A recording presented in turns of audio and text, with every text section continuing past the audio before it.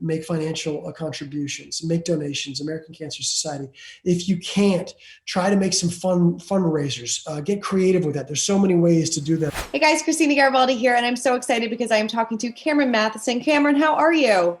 I'm doing really, really well. Thank you for having me. I'm thrilled to be talking about something so meaningful. So thanks, Christina. Definitely. Yeah, we're going to be talking all about your cancer journey. So tell me, first and foremost, how are you feeling?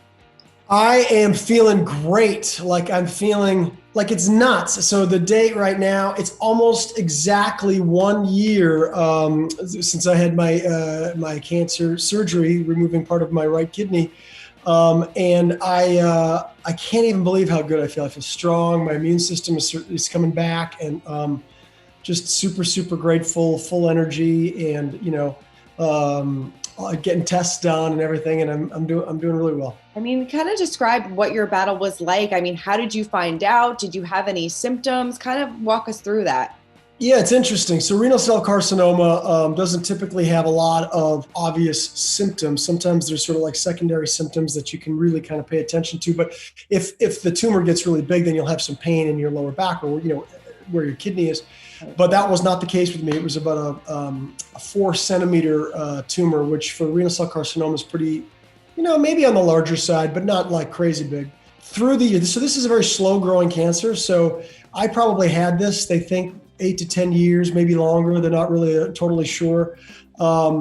But what I did notice is I'm really in tune with how my body feels and how it looks. And I get tests done, I do blood work and other kinds of work. And I'm really fascinated by all things health, right? So I noticed that things were off. White blood cell count was really weird. And there were other issues that were showing up, like I was having gut and digestion issues. So I actually thought my issues and the sort of secondary problems were sort of in my GI tract.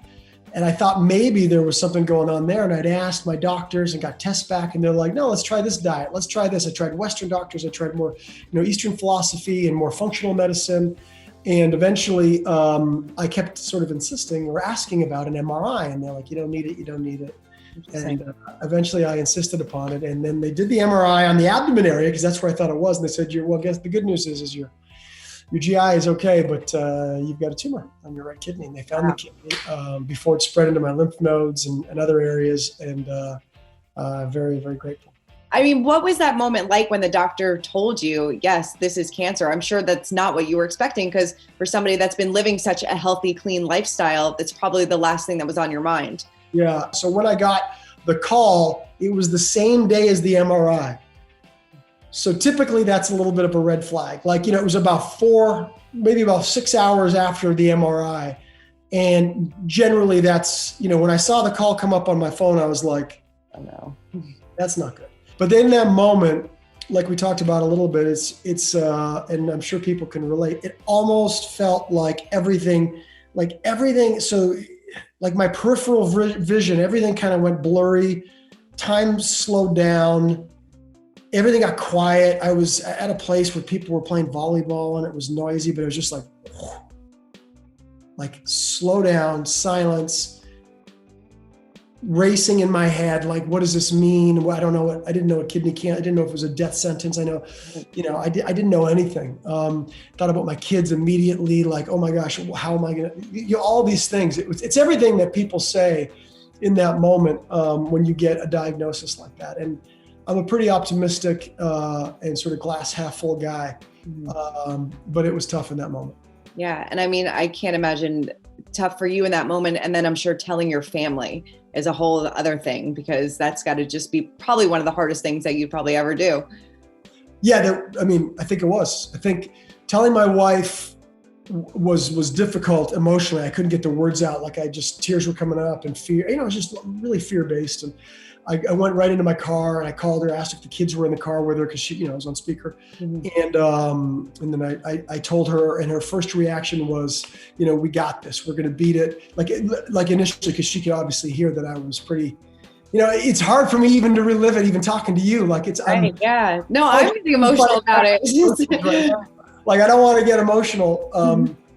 But those are the moments you'll never forget your whole life. And During this time right now with COVID, cancer patients are saying that they are getting a delay in treatment. And those that are going into treatments are going through it alone because they can't have anybody else in the office with them, visiting doctors. I mean, what kind of words of encouragement do you have for them, for people that are going through that right now?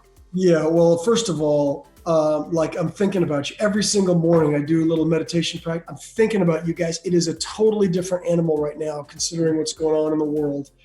And I honestly, it's got to make it so much harder. And just know that so many people that have been through it before you are thinking about you and sending love and trying to raise awareness and trying to raise funds. I don't even think, I mentioned this to you guys, Christina. My mom right now is going through glioblastoma. It's a horrible brain cancer.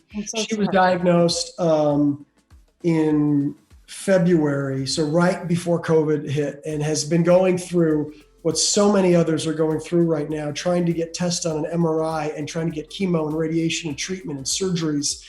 And people out there that are going through this notice that it's just incredibly delayed, and trying to get appointments and trying to do Zoom calls and the technological challenges and everything else. And the fact that you can't have your loved ones. So my dad and her are inseparable, and she can't have my dad go into the hospital with her right now for an MRI. And, the MRIs are not fun. You're in this thing for, an hour and a half, and it's like tricky. And, my dad being there means a lot to her. He can't be there right now. He can't, there's so many challenges. She's trying to find her way through the hospital alone with it. And so many others. And I'm talking about my mom, but I'm talking about millions of people, right. So many. So I'm so grateful to be able to talk about this and the amazing work that the American Cancer Society is doing right now. It really is huge. Yeah. I'm so sorry about your mom. How is she doing? She's hanging in. She's very positive. It's crazy to just wrap up you never really wrap up my cancer journey, and then only to start hers. And like I say, I feel sort of grateful with how I went through mine, and hers is the real deal. I mean, if you know anything about glioblastoma, it's not the one you want. And she's trying to stay positive. She had 4 brain surgeries in a few months during COVID. Obviously, a second bout of chemo right now, went through radiation. And I'm not trying to, we all know somebody or been through it ourselves. And the point is that she is tough and she's hanging in, and, we're enjoying every second that we can get with her right now. Right. I wish her nothing but the best. Thank you so much. Because of COVID, American Cancer Society's research funding was reduced by 50%. That is a lot. It is the lowest investment year of the century. So what are ways that you can encourage your fans to kind of help and do their part if they can? Yeah. So let's just stand on that for 1 second. So, the ACS, American Cancer Society, gets, a lot of funding to help people going through this, right? They help research and to help spread the word, and also to help actual care. And their funding has been reduced by 50% because of a lot of other really, difficult things going on in the world, right. COVID especially, I would say. And it's the time right now, everybody, to help them out. Like, they've done incredible work already. So it's the time right now. And I'm going to be posting on my Instagram, and I'm going to be trying to spread the word. And obviously I'm going to be donating, to make donations, to do what you can do. If you can't make financial donations, because it's tough right now for a lot of people, I get that. Spread awareness, have fundraisers. You can get creative. If you really think about that, whatever funding they had, which probably wasn't enough already, even though they're an amazing, organization, it's been cut by 50%. So that's when we as people that have been through it, people that know people that have been through it, maybe even lost people to cancer, we got to come together. Or maybe you don't. Maybe you're just moved by what's going on. To come together to, if you can, make financial contributions, make donations, American Cancer Society. If you can't, try to make some fundraisers, get creative with that. There's so many ways to do that. I'm going to try and do some posts on my social media. I know they've been educating people as well on how you can try to help raise money to do that. If not, you can't raise money, you can't donate, raise awareness. Definitely. Yes. I just want to reiterate what you said. If you can donate to American Cancer Society, go to cancer.org to make sure that funding and research does not pause during this time of the coronavirus pandemic. Cameron, thank you so, so much for being so honest, so open, so vulnerable, and telling your story. We really, really appreciate it. No, you're awesome. And thank you for having me and giving me the opportunity, the platform to talk about this. It's so important, everybody. Thank you. Thank you.